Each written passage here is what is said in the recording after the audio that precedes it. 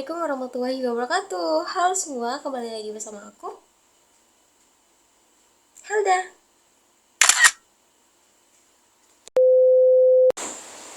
Nah, di video kali ini kita akan membahas tentang penerapan strukturalisme genetik pada suatu karya. Untuk video singkatnya. Nah, sebelum kita mengkaji teori tersebut, kita harus tahu dulu nih, strukturalisme genetik itu apa sih? Nah, struktural genetik merupakan salah satu pendekatan yang mencoba menjawab kelemahan dari pendekatan strukturalisme otonom. Nah, kelemahan tersebut hanya terletak pada penekanannya yang berlebihan terhadap otonomi karya sastra, sehingga mengabaikan dua hal pokok yang tidak kalah pentingnya, yaitu kerangka sejarah sastra dan kerangka sosial budaya yang mengitari karya itu. Teori strukturalisme genetik menjelaskan struktur dan asal-muasal struktur tersebut dengan memperhatikan relevansi konsep homologi, yaitu kelas sosial yang mempertahankan relevansi struktur, dan ia menggunakan metode dialektika yang menekankan dan mempertimbangkan koherensi struktural. Nah, dalam teori ini menekankan subjek transindividual yang berarti sebagai subjek dalam menciptakan karya sastra, yakni penulis harus bisa menyampaikan perasaan dan pikiran kepada pembaca dalam karya sastra. Misalnya, supaya pembaca bisa memahami dan mengerti apa yang disampaikan penulis dan terjadi sama rasa, pikiran dalam memahami karya sastra, dan pandangan dunia pengarang terhadap subjek kolektif, transindividual subjek, dan fakta manusia. Untuk menopang teorinya tersebut, Goldman membangun seperangkat kategori yang saling bertalian satu sama lain, sehingga membentuk apa yang disebut sebagai strukturalisme genetik yang saya jelaskan tadi. Nah, kategori-kategori itu adalah fakta kemanusiaan, subjek kolektif, strukturasi, pandangan dunia, pemahaman, dan penjelasan. Yang pertama, fakta kemanusiaan. Fakta kemanusiaan adalah segala hasil aktivitas atau perilaku manusia, baik yang verbal maupun yang fisik, yang berusaha dipahami oleh ilmu pengetahuan. Yang kedua, subjek kolektif. Subjek kolektif adalah subjek yang berparadigma dengan subjek fakta sosial. Dan yang ketiga, struktur karya sastra. Nah, Goldman mengemukakan dua pendapat mengenai karya sastra. Pada umumnya, yaitu pertama, bahwa karya sastra merupakan ekspresi pandangan dunia secara imajiner, dan yang kedua, bahwa dalam usahanya dalam mengekspresikan pandangan dunia itu pengarang menciptakan semesta tokoh-tokoh, objek-objek, dan relasi-relasi secara imajiner. Dan yang keempat adalah pandangan dunia. Pandangan dunia, Goldman dalam Endra Suara 2003-57 berpendapat bahwa karya sastra sebagai struktur bermakna itu akan mewakili pandangan dunia. Nah, tidak sebagai individu, melainkan sebagai anggota masyarakat. Dengan demikian, dapat dinyatakan bahwa strukturalisme genetik merupakan penelitian sastra yang menghubungkan antara struktur sastra dengan struktur masyarakat melalui pandangan dunia atau ideologi yang diekspresikannya. Nah, oleh karena itu, karya sastra tidak akan dapat dipahami secara utuh jika totalitas kehidupan masyarakat yang telah melahirkan teks sastra diabaikan begitu saja. Nah, pengabaian unsur masyarakat berarti penilaian sastra menjadi pincang. Teori strukturalisme genetik difokuskan pada kajian intrinsik karya sastra, baik secara parsial maupun secara keseluruhan. Kedua, mengkaji latar belakang kehidupan sosial kelompok pengarang, karena ia adalah suatu bagian dari komunitas tertentu. Ketiga, mengkaji latar belakang sosial dengan sejarah yang ikut mengkondisikan terciptanya karya sastra. Nah, dari tiga cara tersebut akan diperoleh abstraksi pandangan dunia pengarang yang diperjuangkan oleh tokoh problematik.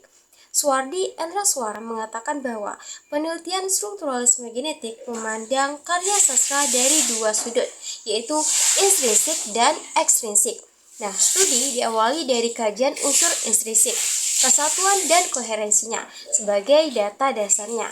Selanjutnya, penelitian akan menghubungkan berbagai unsur dengan realitas masyarakatnya, karena dipandang sebagai refleksi zaman yang dapat mengungkapkan aspek sosial, budaya, politik, ekonomi, dan sebagainya. Nah, untuk penerapan strukturalisme genetik pada karya sastra, kali ini saya akan menganalisis sebuah novel yang berjudul Di Bawah Kebesaranmu Hamba Takluk. Nah, novel ini menceritakan tentang seorang anak yang bernama Arya, itu anak yatim piatu yang baru saja ditinggal mati oleh Rusmina, yaitu ibunya, dan harus menanggung stereotip anak penjahat karena sang bodoh ayahnya semasa hidup kerap meresahkan warga karena tindak kejahatannya. Para warga pun menjauhinya dan tak mempedulikan hidupnya. Mereka tidak sadar akan kewajiban untuk memuliakan anak yatim, seperti yang diterangkan dalam Al-Quran. Nah, hanya Pak Rustamlah yang mengulurkan tangan membantu. Pak Rustam telah merawat anak-anak yatim piatu dan ia berusaha membuktikan bahwa dirinya tidak seperti ayahnya. Arya terus belajar, namun kedengkian dan kebencian terus menyelimuti hati para warga. Teror dan caci maki terus Arya dapatkan. Warga bahkan melabrak Arya dan memintanya segera meninggalkan desa Wringinanom tersebut. Nah, novel ini dituliskan oleh Taufikur Rahman Al-Azizi, lahir pada 9 Desember 1975, asli orang Indonesia, tepatnya Jawa Tengah.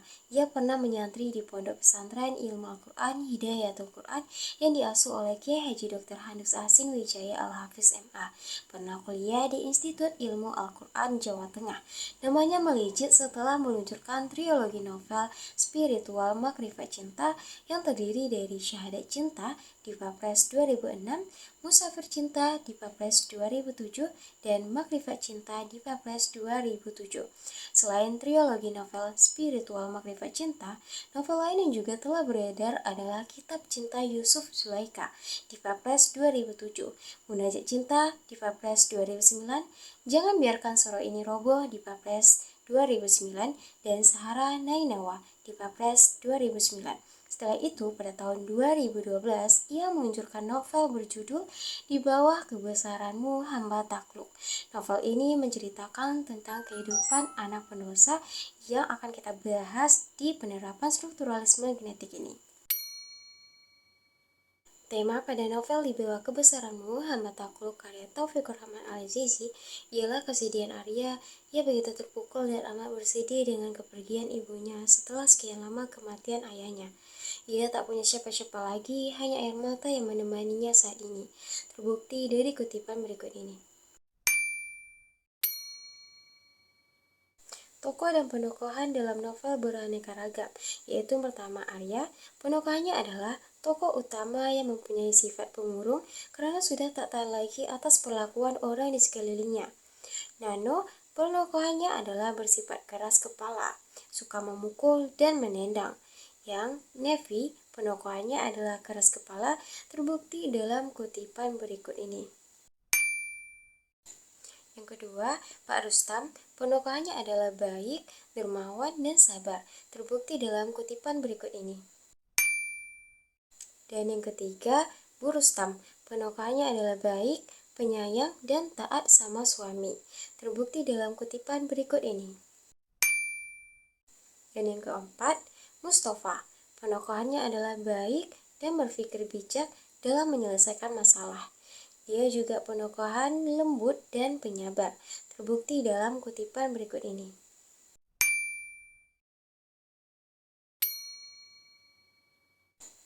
Alur dalam novel Di Bawah Kebesaranmu Hamba Takluk karya Taufikur Rahman Al-Azizi merupakan alur campuran, yaitu alur maju dan alur mundur.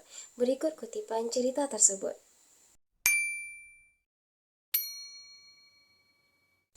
Latar tempat. Latar tempat kejadian cerita tersebut ada di beberapa tempat, yaitu pertama, kuburan. Berikut kutipan cerita tersebut. 2. Gubuk, rumah Arya. Berikut kutipan cerita tersebut.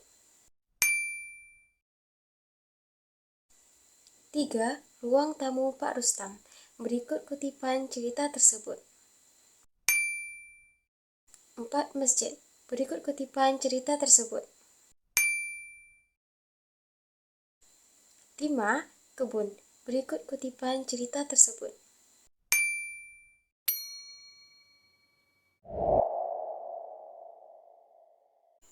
Mengekspresikan pandangan dunia terhadap Arya. Pandangan dunia terdapat dalam novel ini jika orang tua melakukan kejahatan, pastilah mengalir darah penjahat ke anaknya, menurut masyarakat dalam menilainya.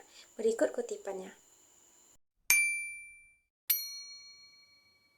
ekspresi pandangan dunia terhadap budaya dan nilai-nilai agama yang ditunjukkan pada Arya, yaitu seorang Muslim tidak boleh mempunyai rasa dendam terhadap sesama, karena bersabar lebih baik daripada kita melakukan balasan. Dan kalau kita bisa bersabar atas hinaan, maka hal itu lebih baik bagi kita di mata Allah Subhanahu wa Ta'ala. Berikut kutipan tersebut.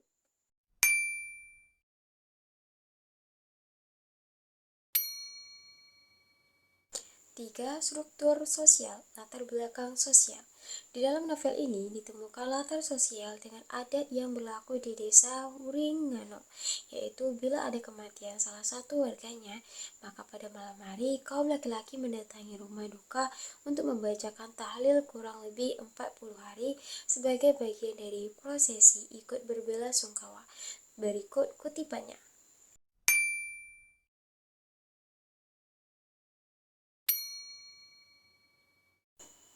Ada keterkaitan antara struktur intrinsik dan ekstrinsik yang membangun novel Di Bawah Kebesaranmu Hamba Takluk karya Taufikur Rahman Al-Azizi. Karya sastra memiliki dua unsur, yaitu unsur intrinsik dan ekstrinsik. Unsur intrinsik terdiri dari unsur tema, tokoh, alur, dan latar tempat. Unsur ekstrinsik yaitu unsur luar yang membangun karya sastra, yaitu karya sastra sebagai pandangan, dunia, dan unsur sosial atau latar belakang sosial. Nah, itulah analisis teori strukturalisme genetik pada novel yang berjudul Di Bawah Kebesaranmu Hamba Takluk karya Taufikur Rahman Al-Azizi. Terima kasih atas perhatiannya dan sampai jumpa di lain waktu. Dadah, Assalamualaikum.